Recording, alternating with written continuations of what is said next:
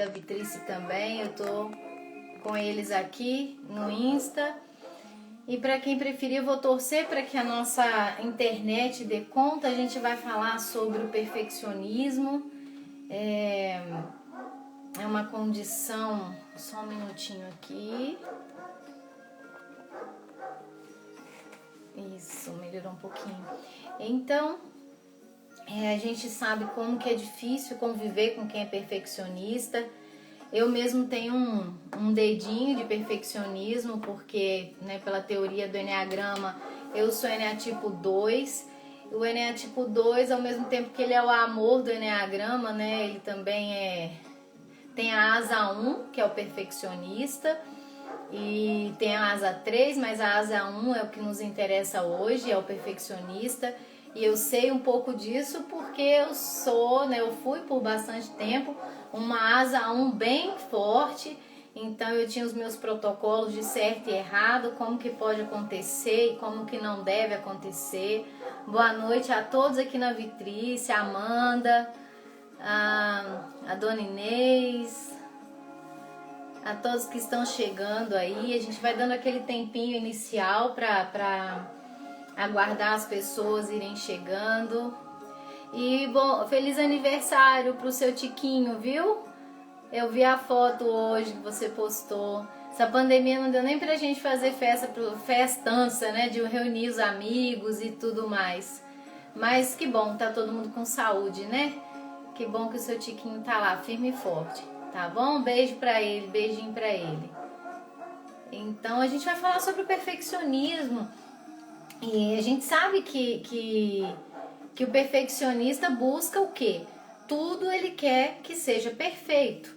Tem que ser exatamente. E o perfeito, quem padroniza esse perfeito é ele, né? Tem uns argumentos bem razoáveis, plausíveis para essa perfeição, mas acaba virando uma obsessão essa perfeição. Ei, Jô, boa noite.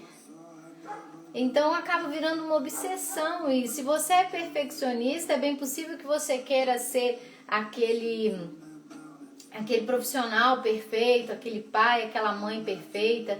Eu me lembro de uma época onde eu me cobrava extremamente, né, e cobrava os meus filhos, né, principalmente a Rayana. O primeiro filho é sempre o nosso laboratório, né, principalmente a Rayana foi muito cobrada para fazer certo, porque o certo era o certo. E o Ryan veio para me ensinar que nem sempre aquilo que eu achava que era certo era exatamente o certo, né? O Ryan sempre entrou no embate quando ele queria fazer alguma coisa. E olha que ele só tem 8 anos e ele já me ensinou muito. Mas o que realmente me ensinou, eu vou diminuir o som aqui para nós. Vou colocar uma musiquinha mais tranquila para não disputar a fala com a gente. Mas o que o meu filho me ensinou mesmo, e o que os meus filhos me ensinaram, mas o que realmente me fez mudar foi a minha busca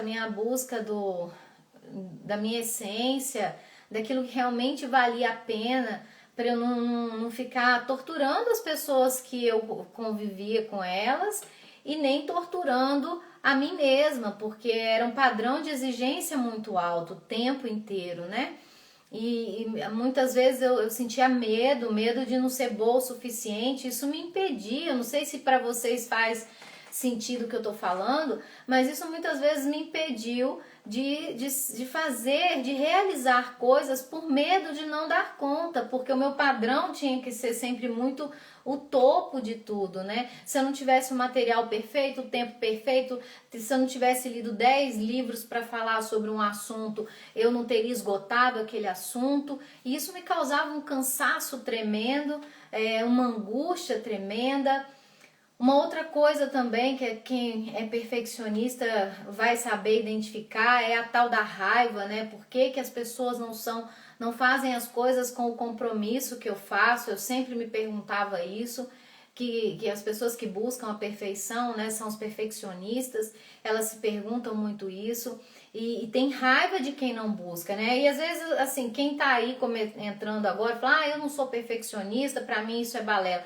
mas conviver com o perfeccionista e saber que essa perfeição não é nada pessoal é muito bom. Por quê? Porque quem convive com perfeccionista pode desenvolver problema de autoestima, porque ele nunca consegue atender aos padrões do perfeccionista, né? Então você que está chegando aí, a gente está falando sobre o perfeccionismo, né? A perfeição e a rigidez, que é uma fonte de sofrimento para todos nós, tanto para quem é o perfeccionista quanto para quem convive com ele. Então é muito importante ambos, né, os que convivem e aqueles que são perfeccionistas, presenciarem esse assunto e também participarem, falando, olha, eu vivo com um perfeccionista, e fazendo perguntas para que quem esteja aí assistindo, de repente tenha alguma resposta para dar, ou eu posso facilitar algum entendimento. Então é interessante nesses momentos, né, de live assim, seja minha ou de outras pessoas que vocês, né, estejam seguindo, para aproveitar mesmo esse tempo para trazer, para colher alguma sabedoria para a vida prática. Então é possível que você busque assim, ser aprovado perfeccionista, só que isso é uma ilusão do seu ego. Não há aí uma necessidade real, é tudo uma fantasia criada na formação da sua personalidade. Então eu falo para as pessoas do Face e estou falando para o pessoal do Insta, por isso que eu olho para cá e olho para lá. Então, mas é importante que todos que estejam aqui juntos tenham essa percepção. Você busca ser aquele pai, aquela mãe perfeita e você busca ser aprovado. O que você está buscando na realidade não é a perfeição, é a aprovação. Você tem uma natureza que busca ser perfeito, né? Que valoriza a perfeição, mas o que é na verdade a perfeição? É possível que seja importante você descobrir qual o real significado que a palavra perfeição traz pra gente. Então, o que é perfeição? Na verdade, observe quando você é perfeccionista, você que está escutando, vê se você é assim. Vamos passar do significado para identificar no seu comportamento, na forma de você lidar no seu dia a dia, comportamentos do perfeccionista. Então, você, por exemplo, você é aquele cara ou aquela mulher que chega no ambiente e já percebe o que está fora do lugar? Já percebe, por exemplo, que a ponta do lençol não está batendo com a ponta do outro lado do lençol, né? Dos pés com uma cabeceira? Por exemplo, um travesseiro que está amassado, a fronha que não está bem colocada, o copo que não está no lugar, não está bem seco. Como que é? Você percebe isso? É como se você tivesse um radar para, né, detectar alguma coisa que está fora do lugar? Esse é o perfeccionista. E ele só consegue trabalhar no nível, assim... O vídeo ele tá tentando... A internet às vezes, gente, tá dando umas quedas, vocês me falam se tá ok, se tá travando, tá bom? Ei, Pri, tudo bem? Minha prima, Monique, Adri, o João Marcos. Ó, vamos continuar aí com a gente até o final, porque a gente tá falando sobre perfeição, ou seja, sobre perfeccionismo, né? Porque, na verdade, o perfeccionismo não é a perfeição. E o que seria a perfeição? Vamos entender o comportamento do perfeccionismo para depois a gente voltar a essa questão do que qual é o sentido, né, da perfeição. Então, o perfeccionista, no seu ambiente, tudo que não está extremamente organizado incomoda. E ele começa a se cobrar, realizar essas organizações e cobrar de quem está do lado dela, está convivendo com ele. Isso é extremamente sério, porque realmente ele não consegue trabalhar. A pessoa que é perfeccionista e está num nível de evolução baixo, está muito no ego, ela não consegue, se a mesa do escritório não estiver muito organizada, se as coisas não estiverem bem, né, chega e muitas vezes desenvolvem transtorno, né, o toque, né, de tanto uma necessidade de estar sempre colocando tudo muito certinho, muito arrumadinho.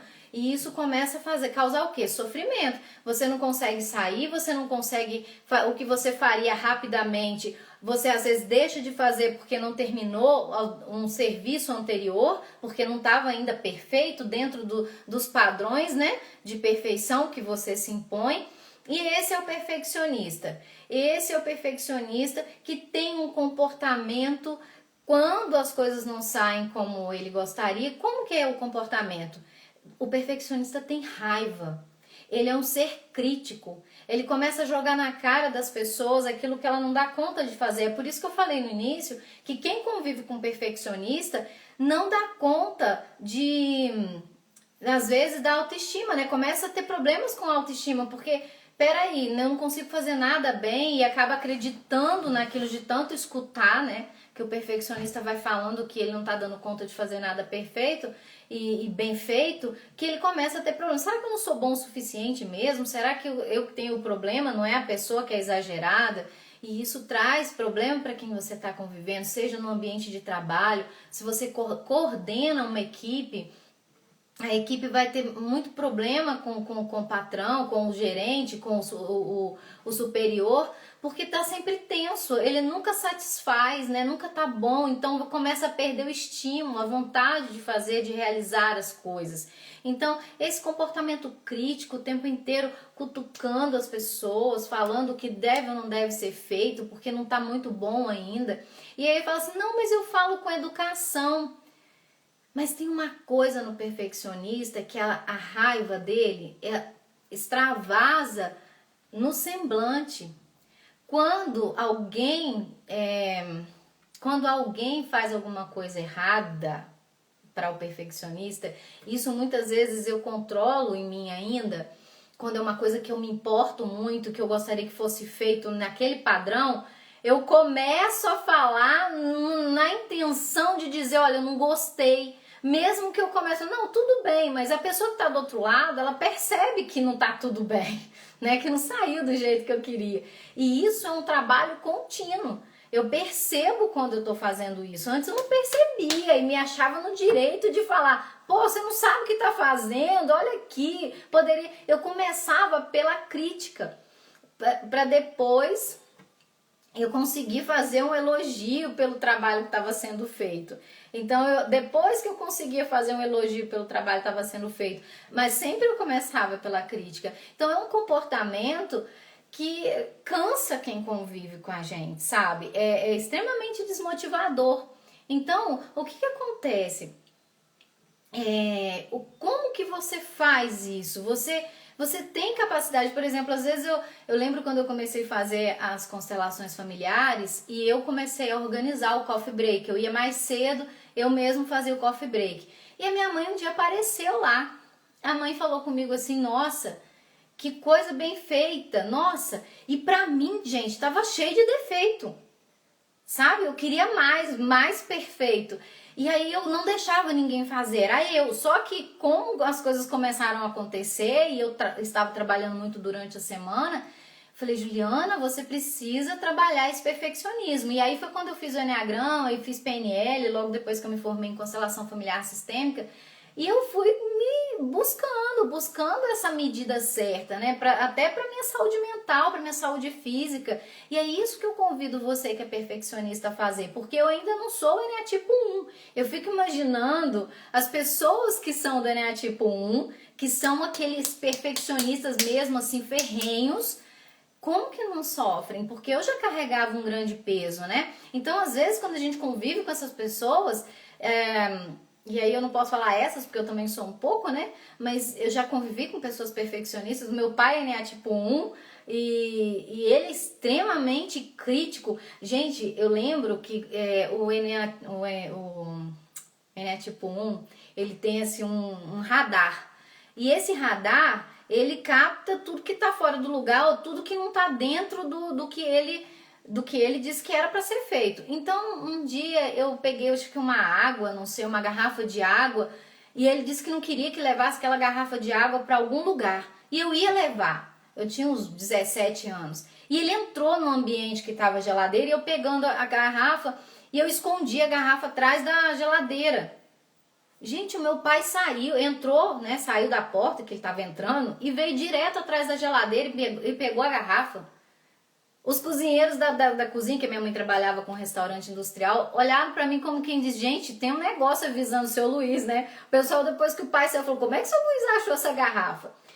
Os perfeccionistas têm essa observação de tudo, é tão treinado que eu acho que ele chegou no ambiente, mesmo que ele conscientemente não percebeu as minhas butucas de olho, né? Porque a gente tinha medo, porque eles têm muita raiva. Quando a coisa não acontece do jeito deles, eles brigam quando eles explodem. Senão eles acabam se calando um pouco. Mas a grande raiva do eneatipo 1 ou do perfeccionista é as coisas não saírem como eles disseram que era o certo. A Monique, para o perfeccionista tem dificuldade de delegar tarefa. Sim, tem dificuldade de delegar tarefa. O perfeccionista, a Monique perguntou se o perfeccionista tem dificuldade de delegar tarefa. A Priscila dando risada. É, Pri? Você conhece a fera, né? Então, tem sim, porque só a gente sabe fazer, né? É meio parecido com o 8. O 8 tem muito disso também, né? Mas o eneatipo 1, ele até delega, mas ele vira aquele cri-cri. Ele é aquele chefe ou aquele que delega quando tem que delegar, aquele que nunca tá bom, sempre tá na média para baixo. Então, ele é extremamente, quando tá num nível bem baixo, extremamente doentio, ele sempre encontra um defeito. Então, mesmo que ele vá delegar, vai ter problema, né? Então, a gente precisa perceber isso. O comportamento do eneatipo 1 ou do perfeccionista é aquele comportamento de raiva, aquele comportamento de implicância, né? Ele é capaz de fazer tudo muito bem feito, é criterioso, ele é ético, ele sempre vai agir da melhor maneira, de uma forma que seja assim, louvável. Porque ele está muito ligado àquilo que é certo e o que é errado, aquilo que pode e o que não pode fazer para direcionar as suas atitudes, o seu comportamento, né? Eu arrumo tudo de novo, todo enfeite. Nossa senhora, pensa bem, né, Roberto? Aí ele começa a sair disso, tipo, quando você sentir essa vontade, só pergunta o que vai mudar se você deixar daquela forma. Não muda nada, né? Então a gente tem que começar a despertar para isso. Foi o que eu fiz, Roberto. Eu comecei a falar assim, caramba, não dá para ficar nesse nível de estresse, né? Nem para convivência comigo e nem comigo mesmo, porque eu vi que eu tava ficando desgastada. Então, é importante que a gente busque esse equilíbrio, porque na verdade, por que o eneatipo 1, que é o perfeccionista, ele age dessa maneira? Porque ele começa a alimentar uma crença, o que ele tem como valor? Ele tem como valor fazer a coisa certa. E ele acredita que só ele tem o comprometimento com aquilo que é feito. Que só ele é responsável, só ele é capaz e se importa em fazer perfeito e fazer bem feito. Então ele começa a entrar nesse julgamento, né, do outro, que o outro não é comprometido tanto quanto ele. E aí ele começa num nível de julgamento profundo, de raiva daquela pessoa profunda, da irresponsabilidade, da incompetência do outro, quando na verdade não é. São crenças limitantes. Olha quanto sofrimento você achar que só você sabe fazer algo, só você sabe fazer perfeito. E quem diz que aquilo que você está fazendo é o perfeito? Né? E às vezes nem sai porque você quer tanto perfeito que você não consegue nunca atingir um nível razoável, né? de percepção daquilo que está sendo feito realmente, né? O que vai chegar para o outro. Então é importante que o perfeccionista acabe com essa rigidez, né? Ele entenda que o que o outro pode fazer da forma dele, que vai sair tão bem feito ou feito como deve ser feito e vai ter resultados também. Que não é só a forma dele fazer que leva a algum lugar. A sua irmã lava as louças todas outra vez.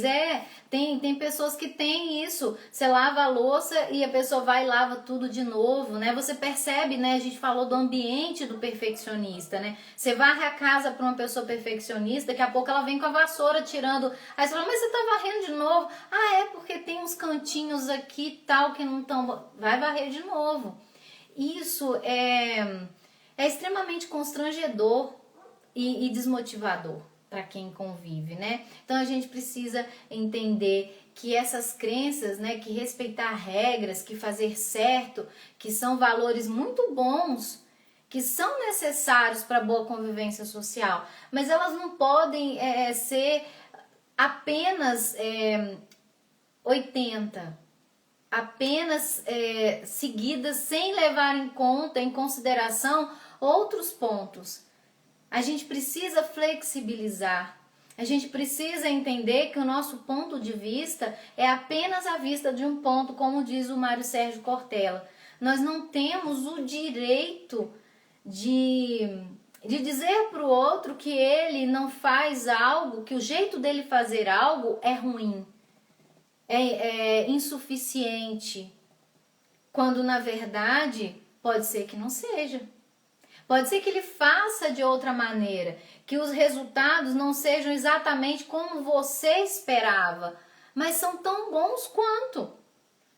É injusto da nossa parte e é injusto com a gente mesmo nos exigir com essa pressão toda, com esse nível de exigência tão grande que vira uma tortura a busca por esse ideal. Né, vira uma tortura. Você começa do ambiente da pessoa, dos relacionamentos de raiva, das explosões de raiva que acabam acontecendo, né? E sempre o perfeccionista ele tem uma defesa, né, do ego, uma reação assim de criar uma máscara de bom moço, de bonzinho, de corretíssimo, quando na verdade ele acaba por ser uma pessoa tirana. Né? Ele usa essa defesa para driblar a nossa percepção, né? da raiva, porque ele sabe, porque o desejo do perfeccionista é ser bom em tudo que ele faz. Então, quando ele se entrega à raiva, quando ele se entrega aquela questão da crítica, e que as pessoas em volta dele começam a falar, poxa, mas também nada que a gente faz serve, nada que a gente faz é bom o suficiente. O que acontece? Ele começa a se penalizar porque ele está sendo ruim.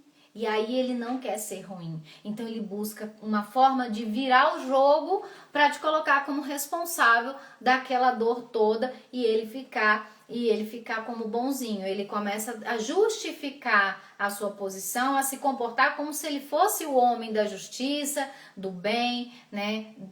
Daquilo que realmente ele gostaria, ele sabe o que é ser bom. Então ele veste a persona, né, de bonzinho e consegue fazer com que ele mesmo se engane e fica sempre se justificando, dizendo que esse caminho é o caminho correto, certo, bom e não vai mudar. Né? O ego, né, é muito complicado. O NA tipo 1, ele resiste às mudanças porque ele tem convicções muito profundas desse perfeccionismo, né? Ah, Priscila, você sabe que hoje eu tava pensando na tia Graça mesmo? Eu pensei exatamente nisso. Eu falei, quem mais além do meu pai é perfeccionista? E é tão engraçado que eu lembro que quando eu ia na casa dessa minha prima, né, que é tudo muito organizado, né, Pri? E aí eu falava assim, gente, que coisa linda a tia Graça ser organizada desse jeito. E eu dentro da minha vidinha ali, dentro até bem pouco tempo, eu me organizava em algumas coisas, lembrando da minha tia, ela se tornou um símbolo para mim. Lógico, né, 2 asa 1, né? Então eu tinha uma admiração por ela nesse ponto. Eu falava isso com a minha mãe, nossa, mas como que a tia é organizada? Mas o quanto o meu pai, né, e todos os que têm a perfeição como objetivo, né, como propósito, como que sofrem e como nos fazem sofrer, né, quem convive. Mas é importante que a gente perceba, o que eu faço então? Eu sou assim. eu sou esse perfeccionista, eu sou esse que vim para consertar o mundo. Eu sou exemplo, né? Porque é assim que o perfeccionista pensa, olha, me sigam porque eu sou exemplo para vocês seguirem, né? De perfeição, assim que tem que ser. Então, o que a gente faz para mudar? Essa é a grande questão. Porque primeiro a gente identifica o nosso comportamento, as nossas crenças. Se eu acredito que eu sou... que eu tenho que respeitar regras, né? E que eu sou a pessoa correta e perfeita, e assim eu quero que se mantenha, né? Se eu acredito que esse é um valor que eu não posso, né, deixar para trás, como que eu faço para transformar essas crenças? Primeiro você tem que querer, né? Você tem que descobrir que você tem alguma coisa na sua história que não tá bem, porque a dor vai chegar, né? As coisas começam a não se realizar, a convivência com as pessoas que você ama começa a ficar complicada. Então, ninguém, nem você, como eu, não merecia, e nem as pessoas que convivem com a gente merecem conviver com uma pessoa assim. Por quê? Porque a gente sabe que, primeiro, errar faz parte do caminho de aprendizado de qualquer ser humano. Por mais que você deseje, é utópico, é utopia, você achar que nunca vai errar. Porque quem faz, erra. Então, se eu errar, o que vai acontecer? Eu não vou ser aprovado, eu vou ser desaprovado, eu vou ser repreendido pelo meu erro. Não, se você aceitar exatamente como você é. Peraí, gente, que tem muita coisa aqui. Priscila, ou seja, outras formas também chegam ao mesmo resultado. É exatamente, Priscila. A Pri tá falando aqui, minha prima, que se a gente somar 2 com 4 vai dar 6, e se você somar 3 com 3 vai dar 6 do mesmo jeito. Exatamente. É matemático isso. Então é possível que pessoas façam coisas diferentes, de maneira bem mais simples, e cheguem ao mesmo resultado, com certeza. A Monique Jorge diz, eles ficam assim por terem muito medo de errar. E o erro leva ao quê? A você não ser aprovado, o medo de você ser tido como ruim, como uma pessoa que não é aprovado socialmente, né? Então acontece muito isso. E aí quando a gente aprende, né, a enxergar igual a Priscila agora, eu tenho certeza que ela vai olhar a mãe dela com outros olhos, que é como eu olho meu pai com outros olhos, entendendo o quanto ele sofre pela necessidade de ser certo, de estar certo, e quando ele se perde na raiva, às vezes briga com a gente por causa que a gente pensa que pra nós é uma bobagem, e na verdade não é. Para ele é muito importante, né? E ele se maltrata por isso, mas ele não quer também ter raiva. Ele nos ama infinitamente e sempre ele quer nos dar o melhor. E aí, de repente, ele se perde na raiva, na crítica e bum, né? Por quê? Porque ele acha, a crença dele é que ele veio aqui para ensinar a gente a ser melhor, para ensinar a perfeição, para ensinar a fazer o correto. Então, eu tenho que agradecer muito o perfeccionismo do meu pai. Porque o meu pai me fez repensar, por exemplo, jogar bala pela janela, numa época que todo brasileiro jogava lixo na rua. O meu pai não suportava a gente fazer isso. Era certo, era certo. Ah, mas seu pai não errava, seu pai é um santo. Não, gente. O perfeccionista, ele é uma pessoa como outra qualquer. Ele só não percebe que isso é ego. Que ele também erra. E quando ele erra, ele se pune mais do que a gente, que não é o perfeccionista. Ai, meu Deus, toma água e fico esperando o copo. Meu Deus, tem uma filha que puxou a tia. Olha, que doideira, né? Mas isso é muito interessante. Por quê? Porque agora a gente vai saber lidar com essas pessoas, né? A gente vai olhar para elas e saber que isso também é um sofrimento, não é um ataque a nós, é um sofrimento para eles. E quem estiver ouvindo que seja perfeccionista, precisa começar a pensar assim, gente, eu preciso melhorar, porque realmente eu estou achando, né, acreditando em algo que não é possível existir, que é torturante para mim, me impede de crescer muitas vezes, me impede de ter bons relacionamentos, então é uma crença limitante, me impede de ser feliz muitas vezes, porque um alto nível de né, de qualidade de tudo que você faz, é natural que o nível de frustração também seja grande, porque né, o alto aqui, ó, nem sempre é possível de alcançar, né? A maior parte das vezes você fica 9,5, 8, 8,5, 10, o topo é bem difícil. Quem que é perfeito? Não é verdade? Tá travando muito, gente? Oi, mãe! Que bom que você tá aqui. Olha que prazer, gente, que pessoas especiais que estão aqui no Insta da Vitrice.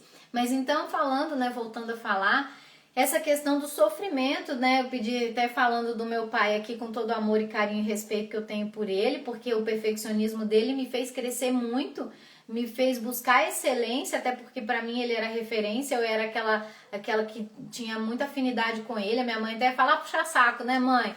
Puxar saco do Luiz aí. Mas é porque a gente tinha muita afinidade mesmo. E eu achava muito bonito, né? Ele, o certo é esse, o certo é isso. E eu fui crescendo, buscando fazer o certo para conquistar a aprovação do meu pai. E isso me fez, por um lado, me trouxe algumas coisas ruins, mas me trouxe muitas coisas boas. Graças a Deus e graças a isso, né? Eu pude conquistar muitas coisas na minha vida e buscar dentro do meu limite, agora bem mais equilibrado, né, aquilo que de melhor eu podia dar para o mundo, né, com tudo de bom que eu estava recebendo. Então, quando a gente tem essa percepção desse perfeccionismo, nós precisamos olhar, identificar o nosso comportamento perfeccionista e começar a entender o seguinte, que a gente precisa respeitar a individualidade das pessoas. Isso também é certo. Respeitar aquilo que as pessoas dão conta de fazer, né? Clóvis, bem, é uma boa dose de falta de respeito pelo outro também. Acabei de falar aqui, hein, Clóvis? Eu puxei que eu tô perdendo os comentários do Face porque é um verdadeiro inferno, verdade, Clóvis. Olha só, o Clóvis aqui no Facebook falando, gente. Ela não encontra defeito, vive procurando os defeitos, exato, até onde não tem, né, Clóvis? E nossa, tá muito bacana, que é assunto atual, onde muitas vezes somos algozes e outros as vítimas. Sim, Clóvis, verdade mesmo. Bem, é uma boa dose de falta de respeito, então nós precisamos, travou ali, mas enquanto seres humanos, aquilo que eu estava falando, a questão do respeito, né? Como uma pessoa organiza a sua casa, ou como ela dá conta de organizar, ou como ela dá conta de contribuir para o mundo, é muito pessoal dela. O perfeccionista, ele precisa ter esse respeito pelo outro, por aquilo que o outro tem prazer em fazer. Se você quer dar o seu melhor para o mundo, ok, é super válido, desde que você não se fira, porque se você estiver se ferindo, entenda, você está ferindo o outro. Se você está com raiva, você está se ferindo. Então você está ferindo o outro. Você está passando do limite, indo além. É como o seu direito termina onde começa o do outro. Então, quando você está com raiva do outro porque ele não atendeu suas expectativas de perfeição, você começa a ultrapassar esse limite e fazer da vida do outro um inferno. Então, quais são os sinais que eu posso entender que eu estou exagerando enquanto perfeição? Quando você começar a sentir raiva. Quando você começar a criticar o que o outro fez. Esses são os principais sintomas, que é o seu comportamento, né? Aí, mas então como que eu devo ser? Você precisa começar a ter serenidade, aceitação pela limitação das pessoas, compreender que o outro tem o direito de fazer do jeito dele, da forma dele. Hoje em dia, às vezes, quando alguém está fazendo alguma coisa que eu quero dizer, não faz assim. Eu saio de perto. Por exemplo, a tia Graça ensinou a gente a dobrar a roupa de cama, né?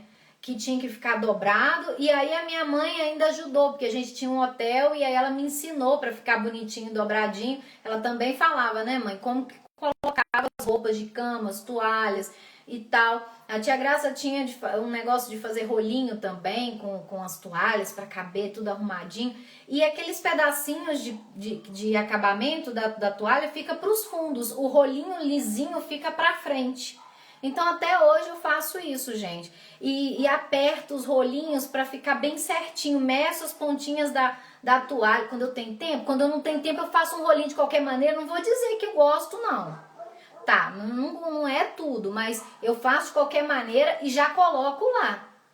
Guardo do jeito que eu dei conta, mas se eu tiver tempo eu tenho prazer em fazer. E quando as minhas ajudantes não faziam, me incomodava. Porque eu passei a trabalhar e tive que ter alguém para me ajudar. E aí eu passei a falar. Depois que eu comecei a perceber que eu tava ficando chata, aí eu comecei a falar menos, até que eu falava assim, eu vou falar 3 vezes. Se a pessoa não fizer assim e não estiver estragando tudo, forçando o fundo do guarda-roupa, eu vou deixar. Porque senão e não tá guardado, não tá cheirosinho, não tá limpinho, então fica do jeito que tá. Então é desse jeito ainda, Pri? Então eu aprendi com a sua mãe, né? E é muito bacana isso, porque tem muitas coisinhas que eu faço ficar bonitinho, porque meu pai me ensinou, a tia Graça me ensinou, a minha mãe aprendeu com meu pai, que às vezes o meu pai falava, vai, Sônia, faz uma salada aqui. Aí a mãe fazia uma salada simples e tal, e ele vinha e falava, vai, decora, né? E ficava falando, enchendo a paciência dela, e ela aprendeu a decorar a salada. Então eu adoro montar um prato e ficar bonito, uma salada bonita, porque eu aprendi esse prazer da perfeição, né, de buscar a perfeição nessas coisas com os meus pais e com os meus familiares, com a minha tia. Mas isso não pode se tornar um sofrimento. Tem que ser prazeroso, tem que ser agradável, né? Então, a Pri deve estar se divertindo, né, Pri? Identificando tudo. Então é importante que o nosso comportamento seja de serenidade, de olhar para o outro, de ver o outro como ele é e aceitá-lo. Porque tudo é perfeito. Quando o perfeccionista ele evolui, ele entende que tudo é perfeito exatamente como é. A perfeição está no imperfeito. O que eu acho tão bonito que o Bert Hellinger, o criador das constelações, fala muito sobre isso. Que o nosso parceiro, né, o nosso marido, os nossos filhos, a nossa vida, não vai ser perfeito, né? Aí ele faz uma comparação, né, com a linha do monitor cardíaco. Quando a pessoa morre, é uma linha só. Quando tá vivo, vem a imperfeição, que são aquelas ondas T, Q, né, que faz o movimento do batimento cardíaco. Então, aquilo que é imperfeito é vida. Tudo que vive tem algo de imperfeito. E por isso a gente aprende, né? Como que a gente aprende? Através da dor, porque a gente sai da zona de conforto e vai procurar uma posição mais confortável novamente. O Clóvis está falando aqui, gente. O outro tem até o direito de errar, é seu foro íntimo, ou seja, a sua vida de crescimento individual. Quebrar esse direito é altamente invasivo e desonesto. Exatamente. E aí, por isso que o eneatipo 1, que é o perfeccionista, Clóvis, o que ele faz? Ele tem uma formação reativa, que é uma defesa do ego, né? Que molda uma coisa, que transforma aquela personalidade ali, aquela aparência, né, em algo melhorado, né? Então, assim, é necessário que a gente, enquanto perfeccionista, que a gente respeite a individualidade do outro, como disse o Clóvis, isso é extremamente importante. E assim, quando a gente conseguir perceber que tudo é perfeito como tem que ser, né? Que aí, olha bem, aí o comportamento do perfeccionista, o ambiente do perfeccionista, quando ele começa a se curar, observa, vai do seu comportamento, começa a treinar. Para de ficar exigindo que tudo esteja medidozinho, que tudo esteja extremamente organizado no ambiente.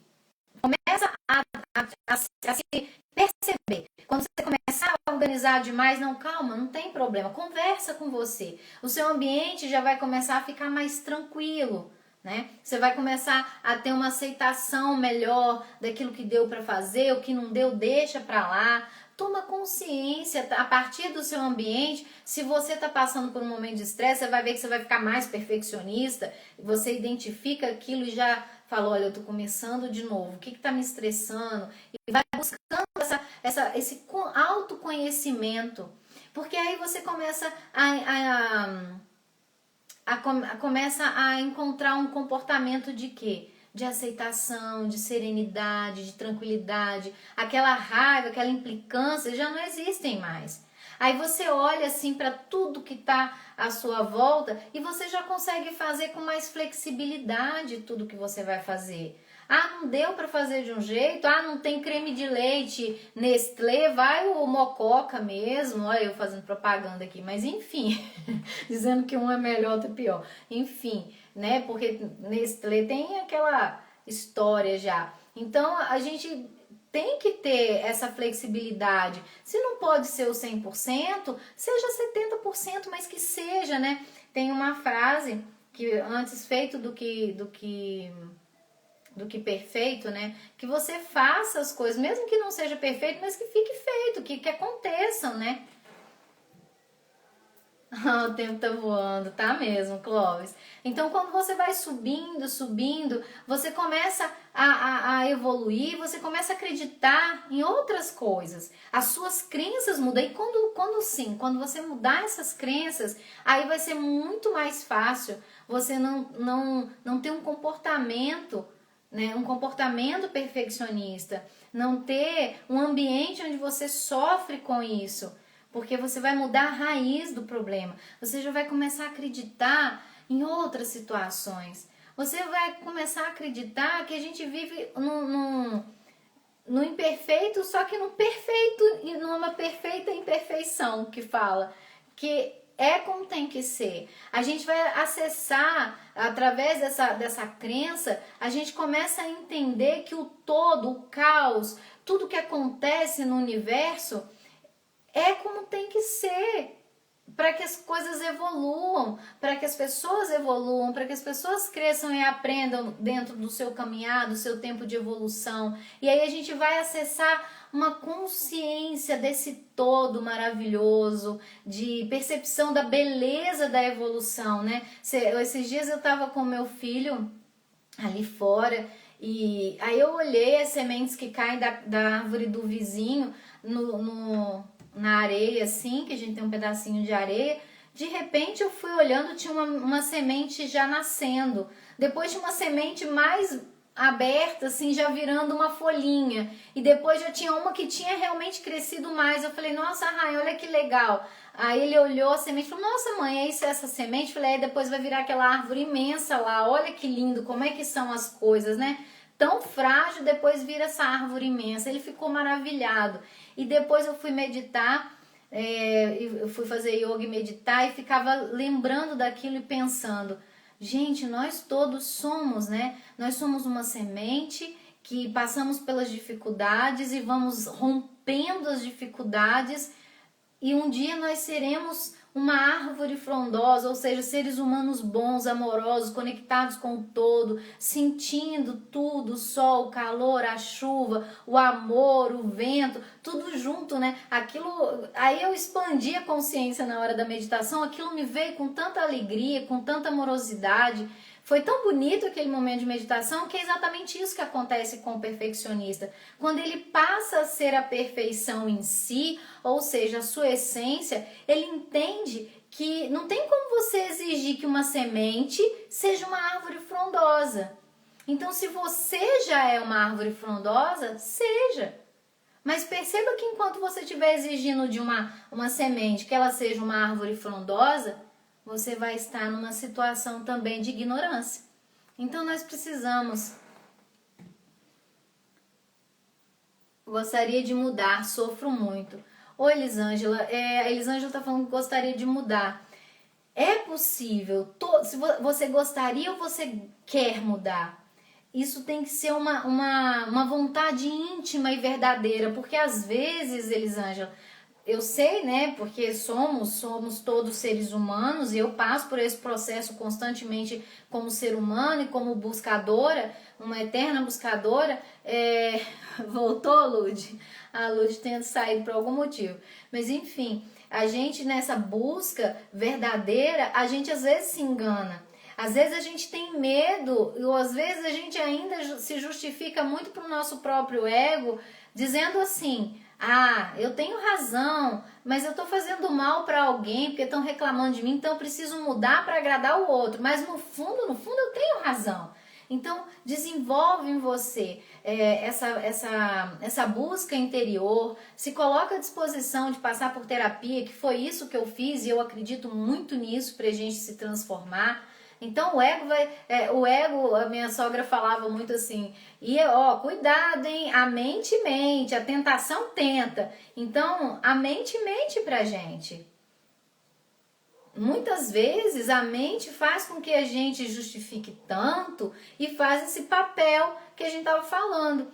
Mas no fundo a gente tem um amor pelo nosso ego, pelas nossas convicções, né? Como assim o Eneatipo tipo 2, quando chega, né? Nós somos o amor do Eneagrama. Aí quando a gente chega num lugar assim, a gente logo, enquanto ego, a gente logo procura assim, quem precisa de mim, né? Quem precisa de mim? Aí eu vou atrás daqueles, né, que buscam que precisam da minha ajuda, porque eu posso ajudar todo mundo, eu não preciso de ninguém. Por mais que eu tenho, né, trabalhado isso em mim, muitas vezes eu me vejo negando a ajuda. Quem que é esse que nega? É o meu ego. E há quantos anos eu tô nessa estrada? Mas aí vem aquela da coisa da perfeição, né? O perfeccionismo me exigia não olhar para essa imperfeição. Não, que nada, né? Então, o nosso ego vai tentar se justificar o tempo inteiro. Aí o Clóvis está agradecendo aqui. Gente, ó, que dó. Sobram apenas uns míseros minutos. Deixo aqui o meu agradecimento e a mais justas reverências a essa amiga e terapeuta sem igual. Gratidão, Clóvis. Ô, amigo, você faz parte desse caminho de uma forma muito forte. É muito bom ter amigos como você, viu? Nosso tempo lá na casa espírita, né? Depois aqui tudo que nós aprendemos junto e discutimos sobre as nossas limitações também me fez crescer muito. Gratidão, amigo. E vai com Deus, tá? Fique em paz. E é isso, gente. Eu acho que é nesse momento que a gente vai se descobrindo realmente que com perfeição dentro da nossa imperfeição é que a gente se conecta com esse todo maravilhoso, com o Criador, que a gente consegue se conectar amorosamente com a essência, né, divina e com todas as imperfeições. Como é lindo ver os meus clientes, ver as pessoas desenvolvendo, nem que seja um pouquinho. E muitas vezes as pessoas caem de novo, né? Percebem que o ego tá dominando novamente e falam assim, Ju, né, você vai desistir de mim? Nunca! Eu não desisto de mim, eu não desisto de vocês, eu não desisto porque o universo é lindo exatamente como é. Foi isso que olhar para essa necessidade de perfeição, o que estava por trás disso? Era a necessidade de ser aprovado. Era a necessidade que eu tinha lá da minha criança ferida, daquela sensação de vazio, de menos-valia, de não ser amada do Eneatipo 2, que eu buscava no meu pai e na minha mãe esse amor. E não porque eles não tenham me dado, mas porque nós, quando criança, nós criamos fantasias. E essas fantasias nos acompanham inconscientemente e o nosso ego deseja o tempo inteiro satisfazer essas necessidades do nosso inconsciente. Esse é o caminho que a gente tem feito. E se a gente desperta para um caminho diferente, para dizer, ok, ego, você tá aqui, mas agora eu sei que você tá. E eu vou conversar com você, pega leve. Então é importante que a gente vá aos pouquinhos se perdoando, vá olhando para o outro, respeitar a individualidade, entender que errar faz parte. Assim o perfeccionista se torna uma pessoa verdadeiramente íntegra, boa, como ele deseja. E aí quando ele começa a caminhar por esse lado, ele começa a realmente ver e se conectar com toda essa sensação de qualidade pessoal. Algo que todos nós temos, cada um de nós tem uma característica, qualidades próprias, competências próprias que nós viemos aqui para quê? Para colocar em prática. Mas enquanto nós não pararmos para nos conhecermos, para aprender com a nossa emoção, né? Pra gente ver o nosso comportamento, os nossos sintomas, né? De desarmonias do ego, nós estaremos nos enganando e nós estaremos sofrendo e fazendo as pessoas sofrerem também. Então, ser rígido naquilo eu sou, assim ninguém é. Nós todos estamos e estamos num contínuo vir a ser, em transformação o tempo inteiro. Então, é importante fazer esse despertar de alma, buscar o auto-perdão, buscar a compreensão do outro, buscar ter carinho pelas limitações, inclusive, daqueles que nos rodeiam. E se a gente puder dar exemplo, que nós nos esforcemos por dar exemplo, mas não de maneira fazendo o quê? Autotortura, né? A Monique tá falando, já pensou se nós todos fôssemos iguais? Né? Como que a gente ia aprender? Como que a gente ia desenvolver alguma coisa?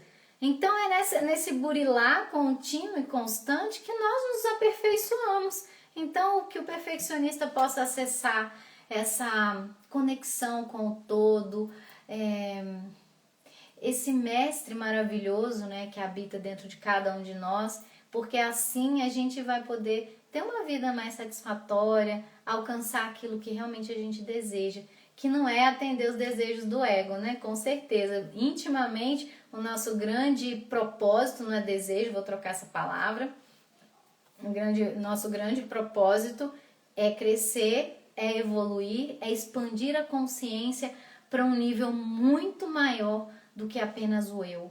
É um nível nós, é um nível todos nós, que aí compreende o universo, que compreende todas as criaturas, que compreende as árvores, os peixes, as águas, os mares, as montanhas, as baixadas e tudo que vive, tudo que, né, todos os minerais que existem. Então, é isso que a gente precisa fazer, despertar a consciência, tá? Então, acabo aqui esse momento, agradecendo a presença de todos muitíssimo. Estou muito feliz de poder contribuir de alguma maneira, espero que eu tenha contribuído. Todas as vezes que a gente pega algum estudo para fazer, isso eu aprendi, né, na Casa Espírita, quando a Tânia me convocou para começar a dar palestras na Casa Espírita. E eu tenho muita gratidão por esse momento, porque foi lá que eu aprendi muita coisa do que eu faço hoje. Agradeço a todos os irmãos que lá passaram, né, na minha vida e tiveram o seu pedacinho tão importante para que eu pudesse crescer. Fossem aqueles, né, com as suas limitações e eu no meu perfeccionismo, como assim, né? Você precisava ser melhor, tá tanto tempo no espiritismo, né?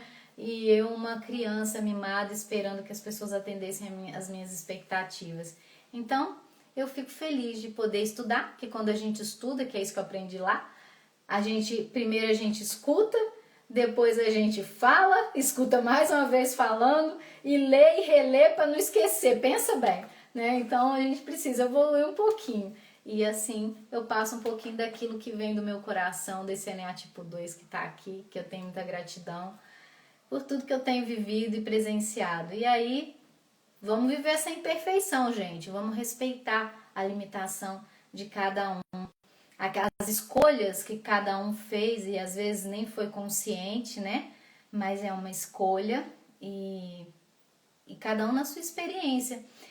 Tem uma história do Chico, né? Do Chico Xavier, e ele tinha um espírito que acompanhava ele, que era o Emmanuel, e ele vê um bêbado na rua e aí ele fala assim, eu vou pegar e vou cuidar e vou dar banho e vou não sei o quê. Aí o Emmanuel vira para ele e pergunta, Chico, ele te pediu ajuda? Aí o Chico, não. Então como é que você vai ajudar? Mas a gente não precisa salvar, né? E aí eu aprendi com Bert Hellinger que tem as ordens da ajuda e que que o terapeuta ele não deve querer salvar ninguém. E isso eu levei como sabedoria para minha vida, porque é o meu ponto de vista do que é bom e necessário. Mas só o outro sabe o que ele precisa e o que é necessário para ele desenvolver ali. As experiências que ele aproximou dele através da sua vibração, da afinidade vibracional. As pessoas que vêm até ele. Então, é isso que acontece. Então, se você é um perfeccionista, pensa nisso. Escuta essa palestra, busca ajuda e aprende um pouquinho nesse sentido. Isso me aliviou muito, eu espero que alivie vocês, tá bom? Ei, Margarida, vocês não têm perguntas? Que ainda tem uns minutinhos aqui, se vocês quiserem fazer alguma pergunta, falar alguma coisa, alguma experiência.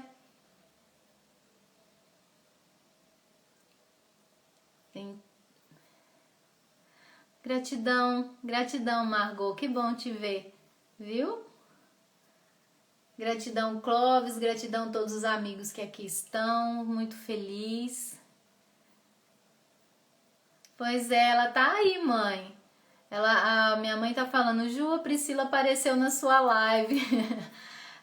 Tá falando que tá com saudade, Pri, de você. Quem não tá, né, minha mãe? Até tá com saudade, até de mim você tá com saudade, que a gente não tem se visto desde março, que eu não dou um abraço na mãe. Falei pra ela que eu vou colocar a máscara e vou lá abraçar assim de longe ela, assim né, mãe? Ela falou, vem minha filha, vem.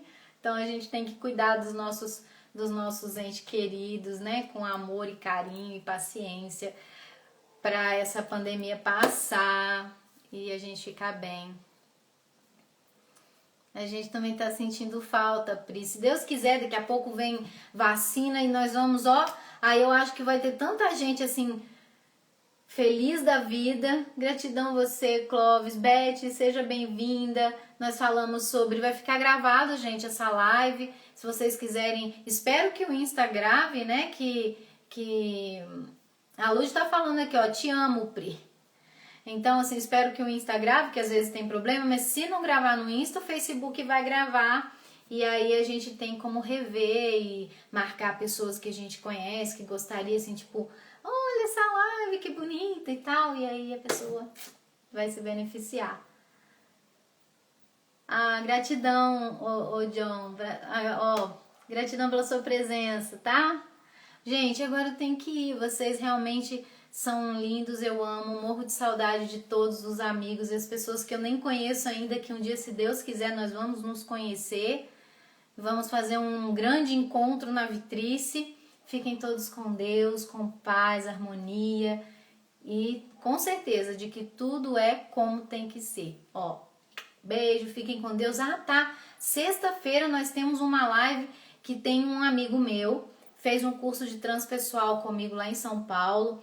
Ele fez um trabalho sobre o sagrado masculino e ele vai conversar com a gente na sexta-feira, às 20 horas, vai falar um pouco das dores das almas masculinas, né, da alma masculina em si, de todos os medos que os homens têm, que não conseguem se expressar. A gente estava fazendo, a Carla e a Ludmilla fazem um pouco do nosso conteúdo, bastante do nosso conteúdo, e eu passei umas coisas para a Carla, e a Carla fez algumas pesquisas falando sobre suicídio masculino, né, que é muito maior nos homens o suicídio do que na mulher, é quase o dobro, né, de pessoas de homens que se matam. Por que será, né? Eu acredito, como terapeuta, que é pela questão cultural, que os homens não conseguem, não podem, não têm o direito de falar sobre as suas dores, né? A vulnerabilidade, olhar para a nossa vulnerabilidade é também nos fortalecer. O homem não tem esse direito, né? Nesse patriarcado, não só a mulher perdeu, mas os homens perderam muito. Então, na sexta-feira, venham os homens participar com a gente, marquem os amigos que a gente vai começar a divulgar. A Carla trouxe algumas informações interessantes e ela falou assim, Ju, pelo amor de Deus, eu nunca vi tal coisa, como é que pode diferença? Ela colocou lá para cada... são 15 suicídios de homens para 8 suicídios de mulher. Então, olha bem, é uma diferença muito grande, né? O dobro praticamente. Então, tamo junto, vamos nos encontrar na sexta-feira. Quem tá participando das lives vai ter no final do mês, né? Vai ter o sorteio do meu livro, quer dizer, do meu livro não, eu sou coautora com um monte de profissionais maravilhosos. Então a gente vai sortear, tá bom? A gente vai pegar o nome direitinho de vocês, né, Lud? E nós vamos sortear. Aguardo vocês na sexta-feira pra gente falar sobre as dores da alma masculina. Amanhã a gente tá lançando a campanhazinha lá, vocês compartilhem para poder vir bastantes homens e serem beneficiadas. Aff, não é nada, não é nada. Fica, ó, minha irmã falando aqui. Mas, ó, beijo pra vocês. Boa noite e bom meio de semana e bom fim de meio de semana. Renata, beijo. Beijo, beijo. Tchauzinho.